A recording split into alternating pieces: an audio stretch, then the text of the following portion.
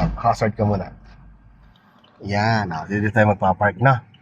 So ngayon, pag wala nang sakyan dyan, aabanti ka ng konti kasi di pa naman pantay yung mirror mo, no? So, wala na ba sakyan dyan? Okay. Palagpasin ha. So gagawin mo dire-diretso lang ha. Pag lumagpas yung mirror mo dito, ano pa? Ano, sir?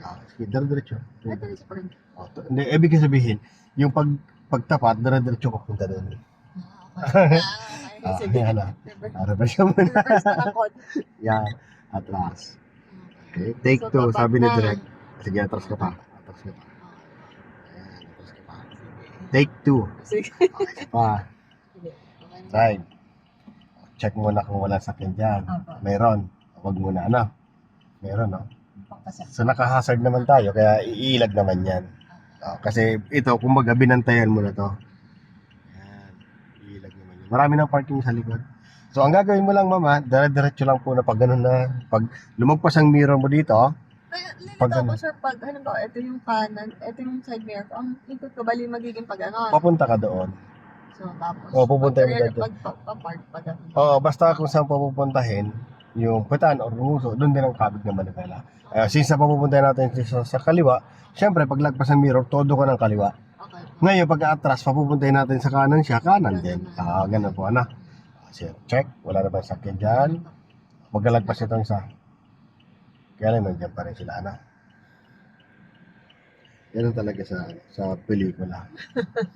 Talaga. Yan. Wala na. Okay, dara-diretso dapat, ha? Mabagal, ha? Yan. Yan. Tingnan mo siya dito. Kailan makita mo dito sa mirror. Yung brown. Yan. Kita na. Nakalagay sa reverse. So ngayon, paano mo siya ilalapit yung gulong? Kakabig ka dito. No? Kasi dito sa kanan, kakabigin mo. Dry steering muna. Pag naman nakuha mo na yan, Pwede na yung gumagana ng konti. opo. Sa ginagamit dry steering, pag yung mga masikip ang area, kailangan gawin yan. Sige, lapit pa yung gulong. Malayo pa naman siya. No worries. No worries. Okay. Yan, datingin din dyan. Pasok naman, ano? Ngayon, dito ka mag-focus. Ang titinan mo dito, ma'am, yung guhit. Sa guhit na. Pag ramdam mo yung peta ng sakyan mo, lumalapit na sa guhit, gigitna mo itong manibela mo. Para di ka dumiretso. Ano po? Yan, atras. Lumalapit. Anong gagawin? Gitna lang agad. At gitna. Yan. Then atras mo na. Para magkaroon ng space. Then, balik ulit dito. No, todo mo na. Ayan. Eksakto yan. Silip ka din sa kabila. Atras ka na. Hindi, hanggang pumantay ka tawag sa sakyan mo. Up, gitna.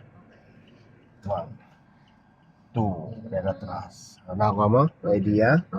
Ganun na. Okay, slow lang.